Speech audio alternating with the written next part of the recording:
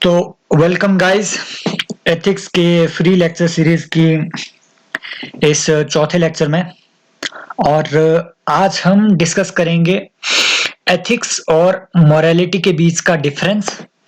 सबसे पहले जानेंगे कि क्या ये दोनों वर्ड्स इंटरचेंजेबली यूज हो सकते हैं। People often misunderstand the meanings of ethics as well as morality, and UPSC has consistently asked questions from this topic। और स्पेशली 2017 या 2018 में यूपीपीसीएस ने एथिक्स का एक पेपर अपने पूरे सिलेबस में इंक्लूड किया था। तो उन्होंने पूरा यूपीएससी का ही सिलेबस उसमें कॉपी कर दिया था। और पहली ही साल में जब एथिक्स का पेपर हुआ, पहला यूपीपीसीएस का पेपर, उसमें पहला क्वेश्चन यही था, difference between ethics and morality. तो ये एक इम्पॉर्टेंट टॉपिक है और डिफरेंस के साथ साथ हम इसमें कवर करेंगे एट्रीब्यूट्स ऑफ मोरालिटी।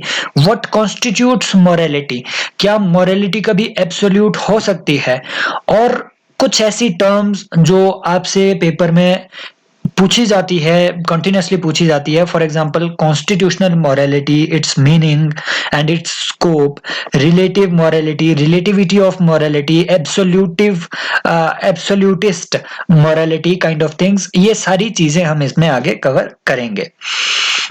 सबसे पहले जानते हैं difference between the ethics and morality. इन शब्दों के बीच में हम पहले डिफरेंस जानते हैं, और ये अंतर समझने के लिए आपको यहाँ पे ये डायग्राम दिया गया है, और आई होप ये डायग्राम सफिशिएंट होगा एक क्लियर पिक्चर देने के लिए आपको कि एथिक्स और मॉरल्स में क्या अंतर है। एथिक्स को अगर हम जाने, एथिक्स कुछ ऐसे एक्सटर्नल रूल्स होते हैं, कुछ ऐसे बाहरी नियम होते हैं, स्टैंडर्ड्स होते हैं जो कि सोसाइटी ने अपने लिए क्रिएट किए होते हैं।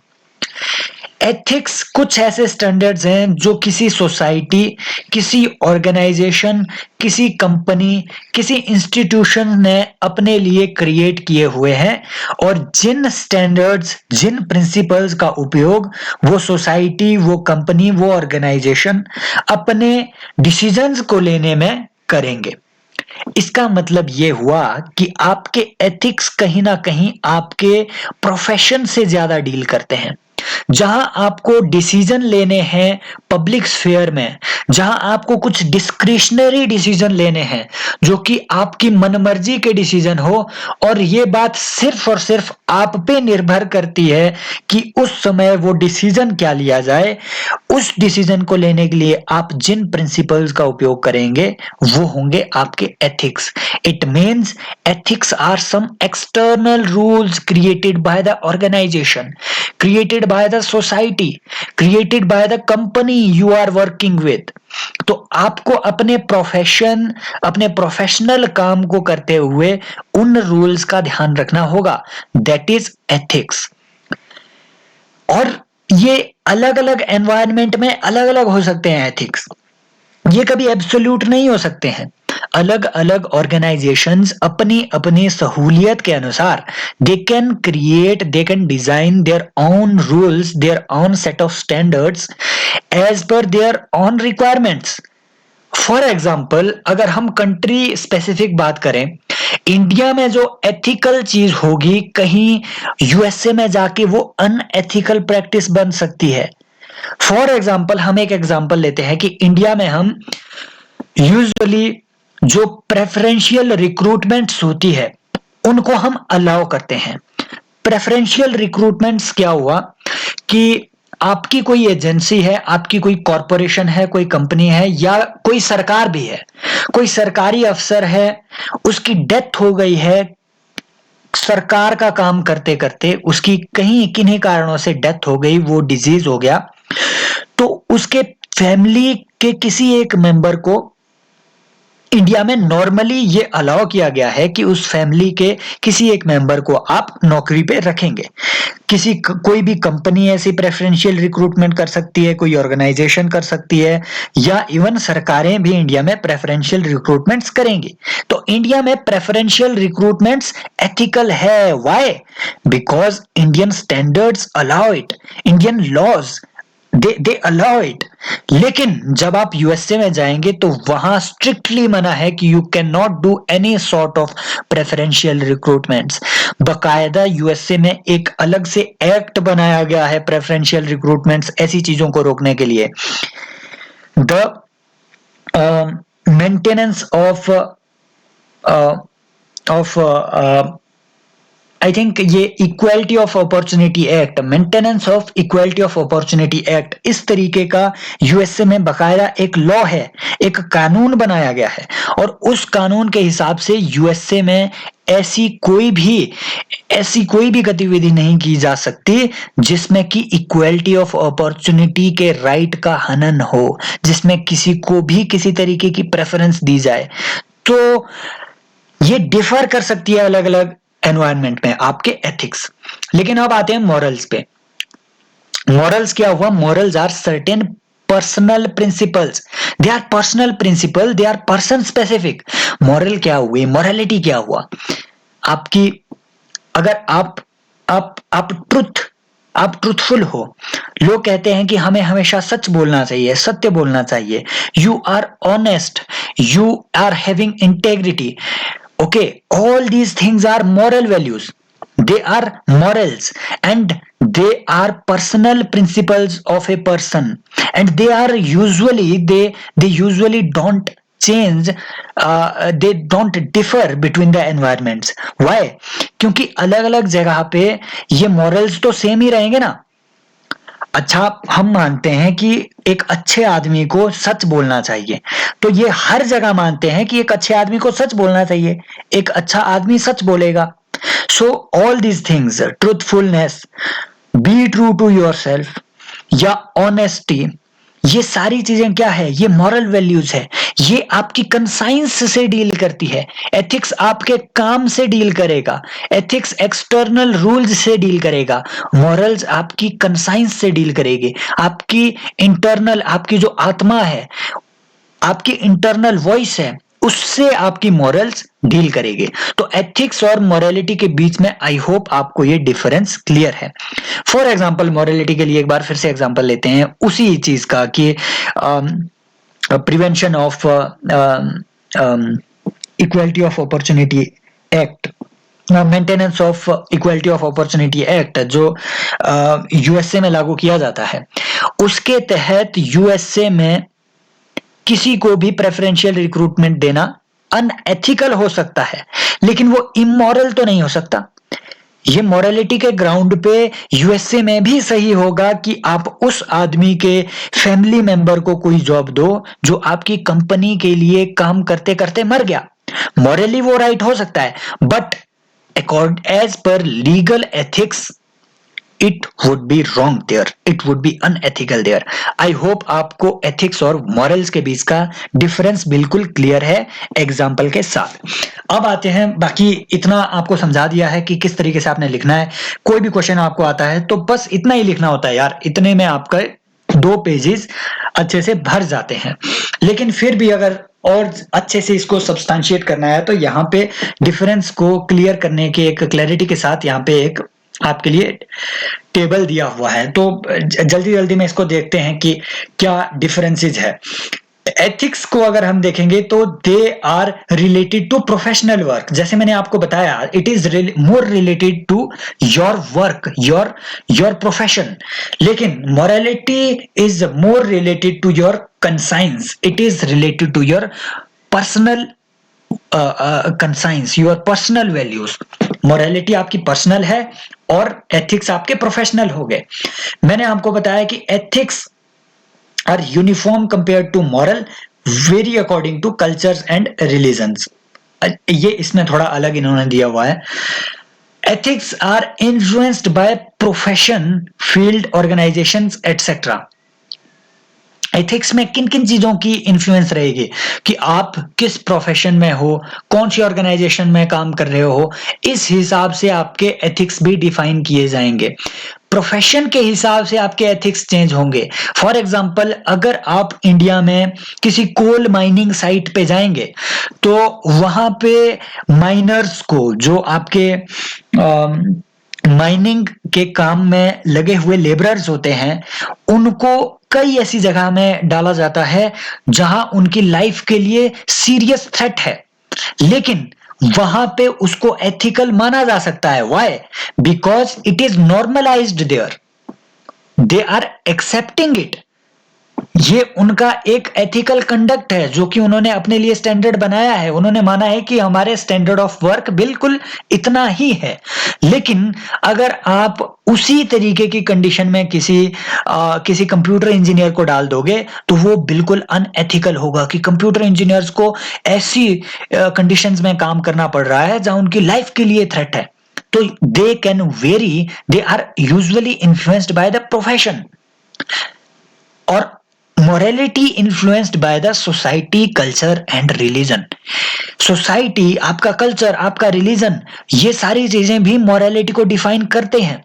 फॉर एग्जाम्पल, सोसाइटी के हिसाब से अगर देखें, 18th सेंचुरी तक जब तक राजा राममोहन रॉय ने ये मूवमेंट नहीं चलाया था और सती प्रोहिबिशन एक्ट नहीं आया था, तो इंडियन सोसाइटी में 1829 तक आपकी जो सती प्रथा है, सती प्रथा इंडिया में मॉरल मानी जाती थी। Why? Because society was giving recognition to sati system. So morality is also influenced by the society. तो ये अलग अलग इन्फ्लुएंसेस है जो इन चीजों पे काम करती है। और आई होप ये पूरा आपको डिफरेंस इसका क्लियर है और आपने नोट्स भी बिल्कुल ऐसे ही बनाने इसमें शॉर्ट में। आगे देखते हैं कि कॉन्स्टिट्यूशनल मोरालिटी क्या चीज है। देखो, कॉन्स्टिट्यूशनल मोरालिटी का एक बेस्ट एक तरीके का एब्स्ट्रैक्ट आपको देने के लिए मैंने एक आर्टिकल पढ़ा था। आई थिंक ये प्रताप भानु मेहता का ये आर्टिकल था और इंटरनेट पे अवेलेबल है, आप भी उसको पढ़ सकते हैं। तो इन सारी लाइन से आप एकदम से समझ पाएंगे कि कॉन्स्टिट्यूशनल मोरालिटी क्या चीज है और किस तरीके से ये आपकी डेली लाइफ में आप कॉन्स्टिट्यूशनल मोरालिटी को अपहोल्ड कर सकते हैं। कॉन्स्टिट्यूशनल मोरालिटी का जो ये कंसेप्ट है वो जॉर्ज ग्रॉट ने दिया था। अगर आप याद कर सको नाम तो बेहतर होगा। तो जॉर्ज ग्रॉट ने ये कॉन्स्टिट्यूशनल मोरालिटी का कंसेप्ट दिया। और ये कॉन्स्टिट्यूशनल मोरालिटी क्या होती है? इसका मतलब है it refers to substantive content of the constitution. आपके कॉन्स्टिट्यूशंस में कौन कौन सी वैल्यूज हैं? कॉन्स्टिट्यूशनल वैल्यूज क्या है हमारी? कि to uphold the liberty of the citizens, liberty of the individual. और क्या है आपकी constitutional value? To uphold the equality of all, justice. ये सारी चीजें हमारी कॉन्स्टिट्यूशनल वैल्यूज हैं। और जब हम इन वैल्यूज को अपहोल्ड करेंगे तो हम कॉन्स्टिट्यूशनली मॉरल बन जाएंगे और यही होता है कॉन्स्टिट्यूशनल मॉरलिटी। लोग बहुत कंफ्यूज हो जाते हैं, भाई ये कॉन्स्टिट्यूशनल मॉरलिटी क्या चीज है? और इस कॉन्स्टिट्यूशनल मॉरलिटी के कंसेप्ट पे काफी क्वेश्चंस भी पूछे हैं यूपीएससी ने पहले। और in this sense constitutional morality is the morality of the constitution, जो हमने बात कर ली। For instance the principle of non discrimination, कि हमें किसी के साथ कोई डिस्क्रिमिनेशन नहीं करना है। ये बात कहां पे लिखी हुई है? आर्टिकल 17 में। सॉरी, ये अनटचेबिलिटी की बात है आर्टिकल 17 में, लेकिन non discrimination in matters of public employment ये आपके आर्टिकल 16 में आती है। तो ऐसी जो चीजें हैं ये सारी चीजें आपके कॉन्स्टिट्यूशन में मेंशन्ड है, इसलिए ये आपकी कॉन्स्टिट्यूशनल मॉरलिटी का हिस्सा होगी। लेकिन इसका एक दूसरा मीनिंग भी होता है। कॉन्स्टिट्यूशनल मॉरलिटी का एक दूसरा मीनिंग भी होता है जो कि अंबेडकर ने कॉन्स्टिट्यूशनल असेंबली में यूज किया था। इस मीनिंग का यूज अंबेडकर ने किया था। In this view, constitutional morality refers to the conventions and protocol that govern the decision making, where the constitution vests discretionary power और इट्स इज साइलेंट। मतलब कॉन्स्टिट्यूशनल मॉरलिटी वो मॉरलिटी है जिस मॉरलिटी के आधार पर कोई भी पब्लिक ऑफिशियल उस वक्त डिसीजन लेगा, उस जगह डिसीजन लेगा जहां पर उसे डिस्क्रिशनरी पावर्स को आधार मानते हुए डिसीजन लेना है। मतलब अगर कोई भी डिसीजन लेना मेरी डिस्क्रिशनरी राइट्स का हिस्सा है तो मैं वो डिस्क्रिशनरी डिसीजंस किन ग्राउंड्स पे लूंगा। डिस्क्रिशनरी डिसीजन मतलब मेरी अपनी इच्छा के हिसाब से मैं कुछ भी डिसीजन ले सकता हूं। मैं किसी भी लॉ के तहत उस डिसीजन को लेने या ना लेने या उसको जस्टिफाई करने के लिए बाइंडिंग नहीं है मुझ पे कुछ भी। वो हुआ मेरा डिस्क्रिशनरी पावर। तो कोई भी अगर मुझे ऐसा डिस्क्रिशनरी डिसीजन लेना है तो किन नियमों, किन वैल्यूज के आधार पे मैं वो डिस्क्रिशनरी डिसीजन लूंगा, ये डिसाइड करने वाली जो मॉरलिटी है उसे हम कहेंगे constitutional morality as per Ambedkar. तो ये सारी चीजें कॉन्स्टिट्यूशनल मॉरलिटी की आपने ध्यान में रखनी है। और इस पे क्वेश्चन यूपीएससी यूजुअली यही पूछता है कि what do you understand by constitutional morality, do you think it is it necessary to uphold the constitutional morality in the public sphere in the events when discretionary decision has to be taken by some public servant, substantiate with the arguments। तो बस यही चीजें आपने उसमें लिख देनी है। Next is type of morality. ये इजीली आपके लिए अंडरस्टैंडेबल है, मुझे बहुत ज्यादा इसमें कुछ भी बताने की जरूरत नहीं है, लेक्चर बहुत लंबा चला जाएगा। Types of morality. Number 1 individual morality, वो मॉरलिटी जो आदमी के अपने आप से डील करती है, इंडिविजुअल से डील करती है। जैसे individual should be honest, it is a part of morality. Honesty, loyalty, good faith, being responsible, ये सारी चीजें किससे डील करती है? इंडिविजुअल से। भाई ऑनेस्ट तो इंडिविजुअल होना चाहिए। ऐसा थोड़ी ना बोलते हो आपकी society should be honest, society should always talk truthfully, I mean society should be truthful. ऐसी बातें तो कभी नहीं कहते हैं। इंडिविजुअल पे जो मॉरल प्रिंसिपल्स लागू होते हैं that is individual morality. Social morality क्या होती है? जो सोसाइटी पे प्रिंसिपल्स लागू होते हैं। इसमें क्या चीज है? इसमें क्या चीजें हैं? फॉर एग्जाम्पल आपकी, अगर आप इंडिविजुअल के राइट्स को अपहोल्ड कर रहे हो, उसकी फ्रीडम को अपहोल्ड कर रहे हो, ऐसी कोई सोसाइटी है तो वो एक मॉरल सोसाइटी होगी। यस, अगर वो सबको इक्वल मान रही है सोसाइटी तो ऐसी सोसाइटी मॉरल सोसाइटी होगी। So that is social morality. Equality is a social morality. तो social morality considers whether an action threatens society's wellbeing और नॉट। अगर आप इनइक्वालिटी फैला रहे हो तो वो सोसाइटी की वेलबींग को थ्रेटन करेगी। It means equality is a principle of social morality. I hope this point is clear. अब यहां पे कंफ्लिक्ट पैदा हो जाता है इंडिविजुअल की अपनी मॉरलिटी और सोसाइटी की मॉरलिटी के बारे में। जैसे मैंने यहाँ एग्जांपल देने की कोशिश की हुई है कि फॉर एग्जांपल आप एक पब्लिक सर्वेंट हो, आपके सामने एक ऐसा बहुत बड़ा धरना, फॉर एग्जांपल जैसे किसानों का प्रोटेस्ट चला हुआ है, आपके सामने कोई बहुत बड़ा धरना मॉब ने क्रिएट कर दिया हुआ है और आपको ऑर्डर मिला हुआ है आपके ऊपर से, आपके बाकी ऑफिसर्स से, कि आपने वहां भले ही आपको फोर्स यूज करनी है, फोर्स यूज करो, लेकिन उस मॉब को वहां से जल्द हटाओ। तो यह कन्फ्लिक्ट पैदा हो जाएगा आपकी इंडिविजुअल मॉरलिटी और सोशल मॉरलिटी के बीच। इंडिविजुअल मॉरलिटी आपको बताएगी कि ये गरीब लोग हैं, लाचार लोग हैं, इनकी अपनी कुछ डिमांड्स हैं। अब जो अपनी सरकार से डिमांड कर रहे हैं लोग, उनको फोर्सफुली आप वहां से भगा दो, कुत्तों की तरह पीट के भगा दो, क्या ये मॉरल चीज होगी? नहीं, इंडिविजुअल मॉरलिटी इसको मना कर देगी। पर सोशल मॉरलिटी इसको सही कहेगी। क्यों? क्योंकि mob is creating some social hassle, social problems.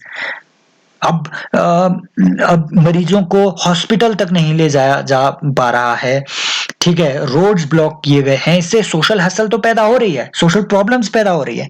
So there can emerge conflict between social morality and individual morality, and in such circumstances you have to either you have to choose the one or you have to balance between the two। आप कह सकते हैं कि ऐसी situation में अगर मुझे ऊपर से ऑर्डर मिला हुआ है और लिखित ऑर्डर मिला हुआ है, तो मैं ये एंश्योर करूंगा कि मॉब भी हट जाए, और अगर फोर्स की यूज करनी भी पड़ रही है तो वो मिनिमम फोर्स का यूज करना पड़े, इस तरीके से कि किसी की जान माल का नुकसान ना हो। That's what examiner is asking from you. ठीक है। Next, moral relativism versus moral absolutism. Moral relativism क्या होता है? रिलेटिविज्म मतलब जैसे theory of relativity the Einstein ने। आइंस्टाइन ने क्या बोला कि कोई भी चीज एब्सोल्यूट नहीं है, रिलेटिव है, डिपेंड करता है कि वो कौन सी पोजीशन पे है। Time is not absolute, relative है। आपकी अर्थ में जो टाइम चलेगा वो मार्स के टाइम से डिफरेंट होगा, मार्स में टाइम कुछ और होगा, ठीक है, समय कुछ और होगा। So all these things are relative to the conditions. Similarly moral relativism कहता है कि आपकी मॉरलिटी कभी भी एब्सोल्यूट नहीं हो सकती। ये डिपेंड करेगी कि आप कौन सी सोसाइटी में है, कौन सी जगह में है, आपके आसपास के लोग कैसे हैं, उस हिसाब से आपकी मॉरलिटी डिटरमाइन की जाएगी। जैसे एक होता है इंडिविजुअल रिलेटिविज्म कि आदमी टू आदमी मॉरलिटी डिफर करेगी। अब कुछ होता है जिनका टेम्परामेंट बड़ा हाई होता है, वो गुस्सा कर लेते हैं, और गुस्सा करना एक मॉरल वैल्यू नहीं है। आपको किसी पे भी, अगर आप मॉरल हो तो आपको किसी पे भी गुस्सा नहीं करना है।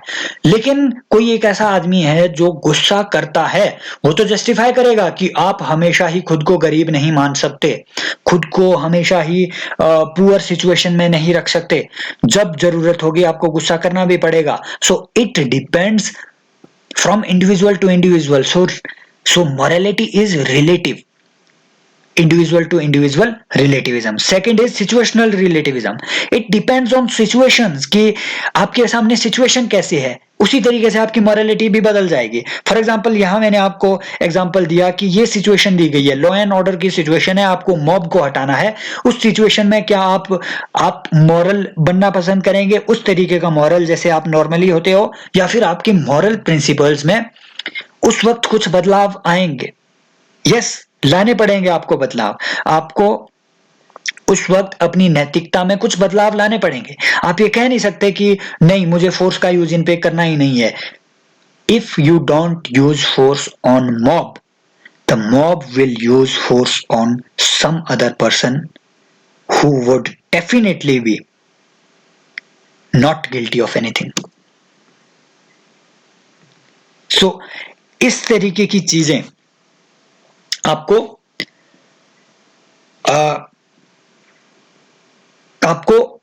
इस तरीके के डायलेमा से आप देख सकते हो कि किस तरीके से चीजें रिलेटिव है, सिचुएशन पे डिपेंड करती है कि आपकी मोरालिटी कैसी है। आगे आता है कल्चरल रिलेटिविज्म। आपकी मोरालिटी आपके कल्चर पे भी डिपेंड होती है। जैसे मैंने आपको बताया कि इंडियन कल्चर में आपकी सती प्रथा 19वीं शताब्दी तक अलाउ की जाती थी। जब तक राजा राममोहन रॉय ने इसके खिलाफ वो एक मूवमेंट नहीं चलाया, तब तक तो सती प्रथा जस्टिफाइड थी। तो कल्चर के हिसाब से भी आपकी मोरालिटी डिफर करती है। अब मॉरल एब्सोल्यूटिज्म क्या है? ये एक थ्योरी है। ये वो लोग हैं जो कहते हैं कि मॉरलिटी इज ऑलवेज एब्सोल्यूट, जो कहेंगे कि सती प्रथा इमोरल है तो इमोरल है, जो 18वीं शताब्दी में भी जाके कहेंगे कि सती प्रथा उस वक्त भी इमोरल थी और इमोरल हमेशा रहेगी रिगार्डलेस ऑफ एनी सिचुएशन। तो ये एब्सोल्यूट होने की कोशिश करेंगे। ये कहेंगे कि हर सिचुएशन में मोरालिटी हमेशा एक सी रहेगी। ये कहेंगे कि हर सिचुएशन में आपको ऑनेस्ट होना पड़ेगा। ये कहेंगे कि हर सिचुएशन में आपको सच बोलना पड़ेगा। ये एक तरीके के जो दिगंबर जैन होते थे, जो हमेशा कहेंगे कि आपको किसी की भी जान नहीं लेनी है। यहाँ तक कि जैनिज्म में जो दिगंबर जैनिज्म है, उस जैनिज्म की शाखा में लोगों को एग्रीकल्चर करना भी अलाउड नहीं है, क्योंकि उनका मानना है कि अगर आप एग्रीकल्चर करोगे तो आपको पौधे मारने पड़ेंगे, और ये एक वायलेंस है against the living plants that you are growing। तो इस तरीके का एब्सोल्यूटिज्म मॉरली जहां पे आ जाता है उसे हम कहेंगे मॉरल एब्सोल्यूटिज्म। और यूजुअली आपके पब्लिक स्फीयर में इस तरीके का एब्सोल्यूटिज्म नहीं होना चाहिए। आपको एब्सोल्यूट होने से बचना चाहिए। It always must be relative. Influences on morality, कौन कौन सी ऐसी चीजें हैं जो कि आपके मॉरलिटी के आपके कंसेप्ट को इन्फ्लुएंस करेगी। तो ये सारी चीजें मैंने ऑलरेडी आपको बता दी है कि कल्चर टू कल्चर आपकी मॉरलिटी डिफर करेगी, आपके धर्म के हिसाब से मॉरलिटी डिफर करेगी। हिंदू धर्म के हिसाब से अगर गाय मारना इमोरल है, तो इस्लाम के हिसाब से ये भले ही अगर मॉरल ना करार दिया गया हो, तो ये इमोरल तो करार नहीं दिया गया है। अगर इस्लाम भले ही गाय को मारना जस्टिफाई नहीं करता है, तो इसको वो क्रिटिसाइज भी नहीं करता है, राइट। तो रिलीजन के हिसाब से भी आपकी इमोरलिटी डिफर करेगी। इंडिविजुअल थॉट्स, इसका भी एक इन्फ्लुएंस रहता है कि आपकी सोच की श्रृंखला कितनी है, आप चीजों के बारे में सोचते कितने हैं, उस हिसाब से आप फिर अपनी मॉरलिटी डिसाइड कर पाएंगे कि कितना मुझे सच बोलना है और कितना झूठ कहीं पे। आपकी फैमिली, आपकी स्कूल कॉलेज और किस तरीके से आपकी अपब्रिंगिंग हुई है, ये सारी चीजें आपकी मॉरलिटी को डिफाइन करेंगे। और नेक्स्ट थिंग कि what society perceives as a good life, ये this is the most important. और पीवाईक्यू यूपीएससी ने 2019 में इसमें एक क्वेश्चन पूछ लिया था इसी चीज पे कि crisis of ethical values can be traced in narrow perception of good life. कि इंडिया में या वर्ल्ड में जो एथिकल वैल्यूज का क्राइसिस आया है, there is a crisis of ethical values, people are going highly unethical, ethics काफी loss में चल रहा है, और we are not adopting ethical practices in our businesses, in our politics, in anything else, ethics is being neglected। तो crisis of ethics क्यों पैदा हुआ है?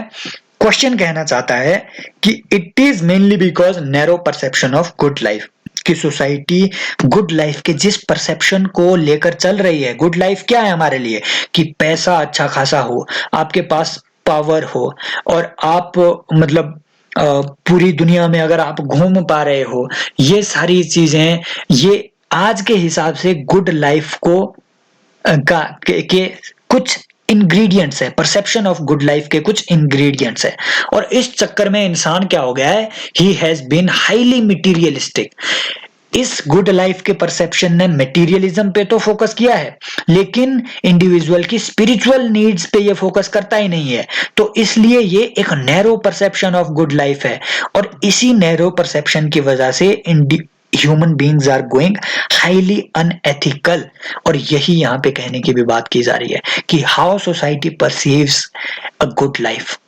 ठीक है, तो I hope yes it is clear. और अगले लेक्चर में हम एथिक्स एंड ह्यूमन इंटरफेस के बारे में बात करेंगे, और ये आपके जो यूपीएससी का सिलेबस है उसका पहला ही पार्ट है, सबसे ऊपर ये डिस्कस किया हुआ है, और ये काफी इंपॉर्टेंट आपके लिए लेक्चर रहने वाला है।